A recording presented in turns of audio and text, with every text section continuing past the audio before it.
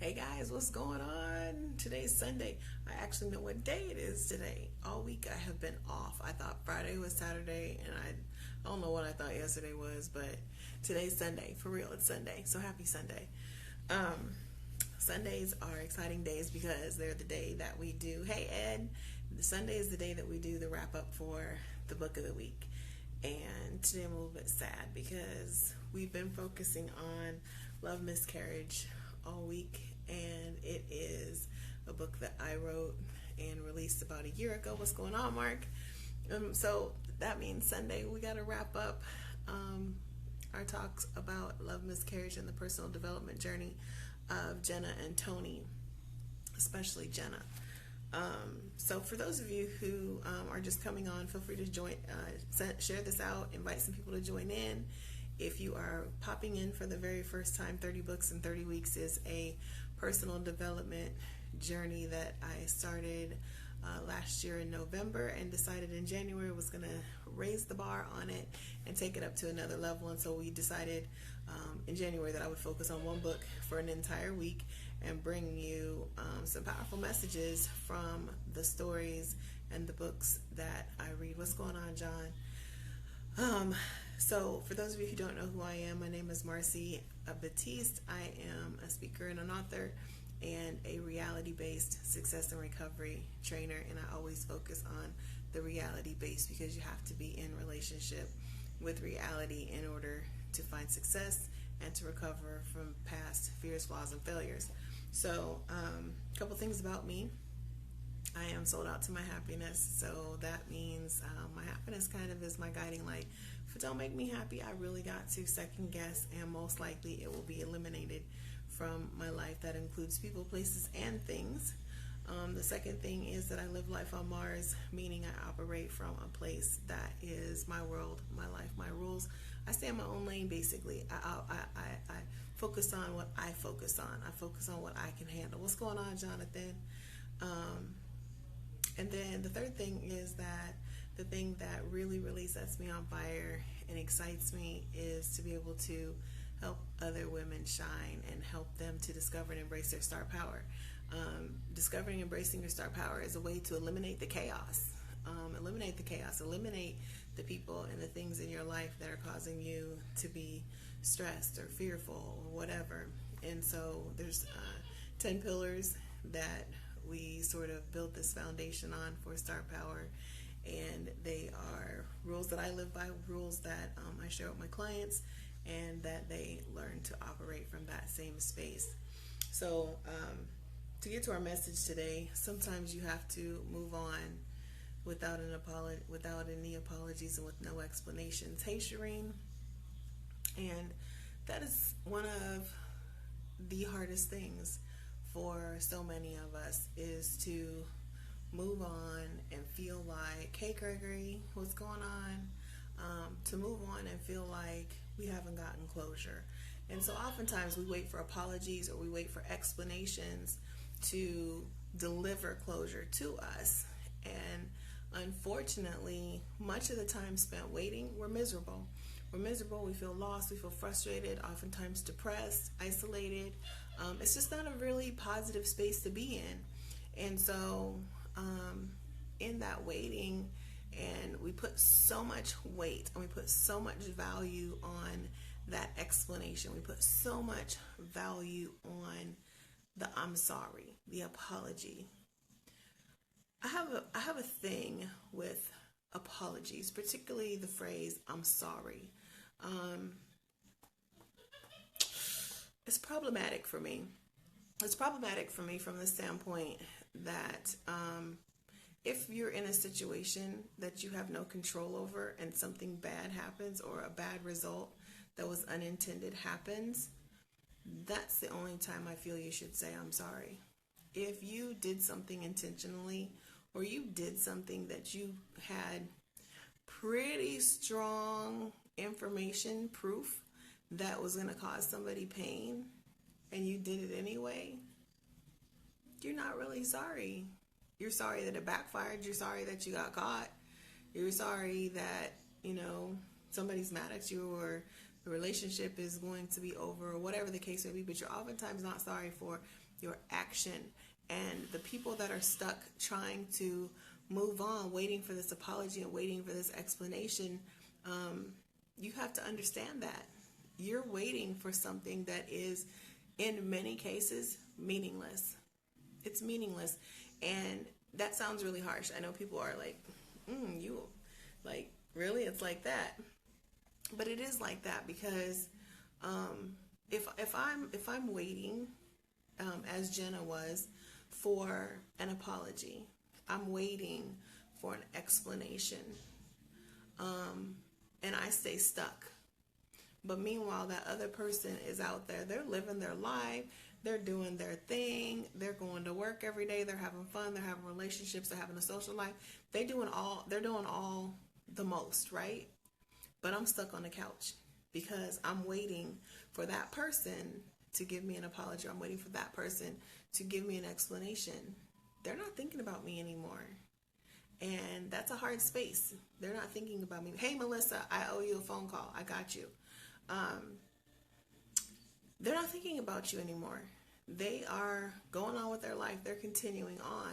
And meanwhile, you stay stuck. You stay held hostage, waiting on, hey, Monty, waiting on someone to apologize or to give you an explanation that might not come.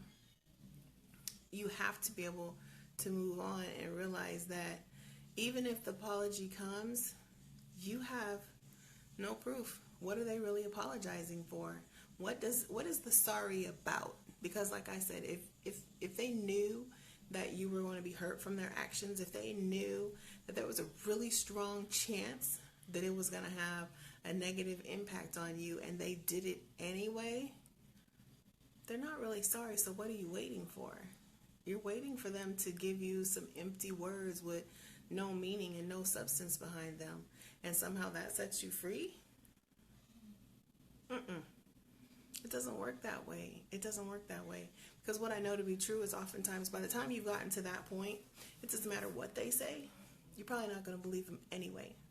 And so now you've wasted all this time being upset, being hurt, crying on the couch, eating bonbons, and the sorry comes and it doesn't do jack squat for you because you don't believe they're really sorry. And how many times have y'all, and I used to be guilty of this, you wait for somebody to apologize, and then when they finally apologize, you're like, well, what are you apologizing for? What are you really sorry about? Well, if you got to ask, then you already don't believe that the apology is sincere. You don't believe that the apology is genuine. So how is that going to help you to move forward and to progress? It's not. It's not. But yet, and still, that's what many of us choose to do. And so I was reading a passage from the book, and Jenna was in a place where she was kind of going through, she was about to execute on a love abortion. And we didn't really talk about that this week, but a love abortion, in the context of the book, is when you see that the relationship is doing you harm, you see that the situation is causing you unnecessary pain, and you choose to eliminate it. You choose to walk away. You choose to abort the relationship.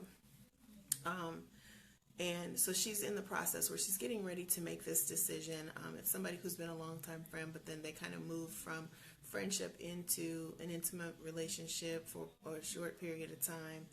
And, you know, she'd been struggling back and forth. Like, I want to balance this friendship. I want to have, you know, I still want to be able to be friends with this individual, but the relationship, the intimate relationship has to come to a close. It has to end, because it was not satisfying to her because of some of his behaviors. And so she's going through this process. And so she's sitting outside. It's raining. It's storming. Justin, hey, honey. It's raining outside, and she's talking about how she feels, and she's talking about the storms raging inside of her. And so I want you to picture it's lightning outside, and it's storming, and it's dark, and the rain is falling, and she's sitting in the dark, writing in her journal. And she said, it's storming outside like crazy, a welcome reprieve from the Arizona heat. Somehow it all seems so appropriate for how I'm feeling right now. I took the night off from the world. I felt like I had to. There's a storm raging inside of me. It's like the thunder versus the lightning versus the rain versus the raging winds. All of it is inside of me. Only on the inside is my thoughts versus what's left of my heart versus my fears of love and abortions and miscarriages, past, present, and future. All versus hope. And we talked earlier this week about how hope can hurt because hope forces you to hold on just a little bit too long when you really need to be able to let go. She said, I'm sitting here under the cover of darkness writing, the only light being the lightning outside and the glow of my screen. Like the storm ends outside, I wonder when the storm on the inside will lighten up. The difference is with the storm outside, I know it will eventually end. I know that the sun will somehow win out. The winds will calm. The rain will slowly dwindle into the light, sprinkle, then stop. Eventually, the lightning will cease and the sun will come. The storm inside, though, I don't foresee an end. And that's that peace, you guys, where you get to that place where you're waiting for someone else to act. You're waiting for them to apologize. You're waiting for that explanation. And you don't see an end because you're banking on their action to be the thing that releases you from your pain. And I'm here to tell you, it don't work that way, boo-boo. It don't work that way. You have to release yourself. You have to take that action. She said, my thoughts will still be here. The gaping holes and broken pieces of what once was a loving, healthy, beating heart will remain. Long after the rain outside stops, my fears and gut-wrenching memories from the abortions and the miscarriages will still loom over my heart. The stabbing tiny shards of broken pieces will still lie painfully at my feet. Hope? Maybe this is the day she finally gives up. Maybe tonight is the night that she will wander off into the darkness. So now she's contemplating, do I release this hope? Do I release the attachment that I feel through hope to this person to give me the apology so that I can move on, to give me the explanation so that I can move on?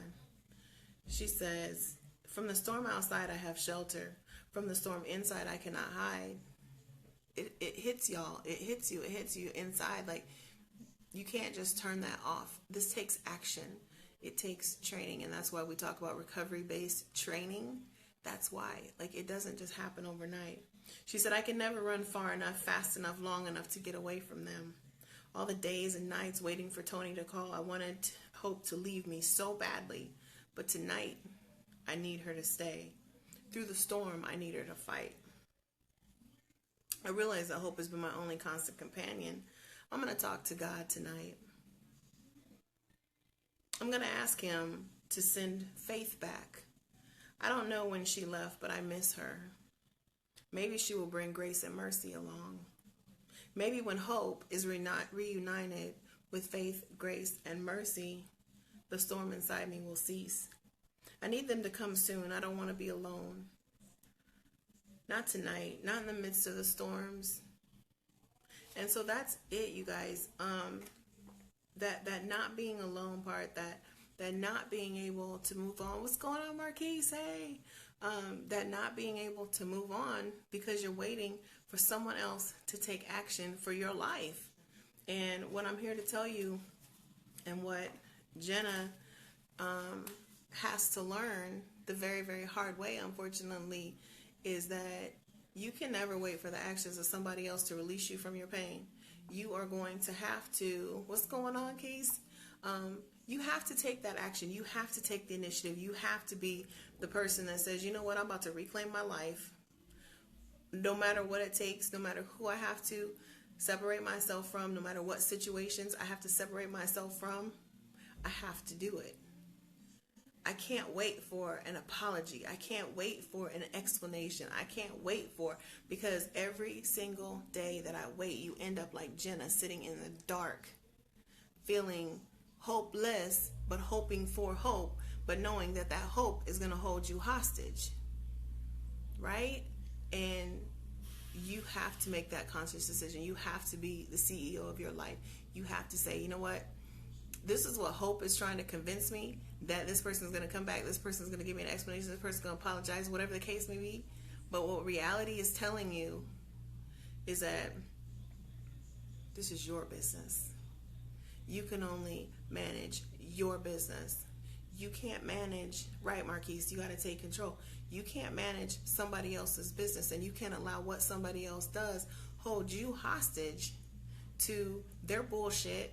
You can't let them hold you hostage to your past. You can't let other people hold you hostage to pain and frustration and sadness and insecurities. You have the power to release all of that. You have the power to abort mission.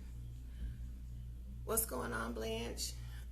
You have the power to do all of that within you. And that was the piece that hurt Jenna so bad, was because she was waiting for Tony to take action. She was waiting for Tony to come back, Tony to provide an explanation, Tony to do this, Tony to do that, Tony to do... It's not Tony's life. While you sitting here, while she sat there crying on the couch for months, you guys, months, while she sat crying on the couch, Tony was off performing. He was off living his life. He was out making records. He was out doing all of the things that he wants to do without regard to your pain and suffering. So what's the likelihood that if he comes back, hey Kathy, what's the likelihood that if he comes back and gives you an apology, what does that change? You still lost 7, 8, 9 months, a year of your life. Time that you can never get back. Precious time you can never get back. Precious moments of happiness that you voluntarily gave up. They didn't take them from you. You got to own that. You gave it up. Waiting on for somebody else to take action. You can't get healed that way, you guys. You can't recover that way. You certainly cannot pick up the broken pieces of your heart waiting for someone else to take action. You have to figure it out. You have to get the help you need. You have to go out and find other outlets. You have to go out and find the training. And so that's why for me, when I talk to my clients and we talk about reality-based living, that's it.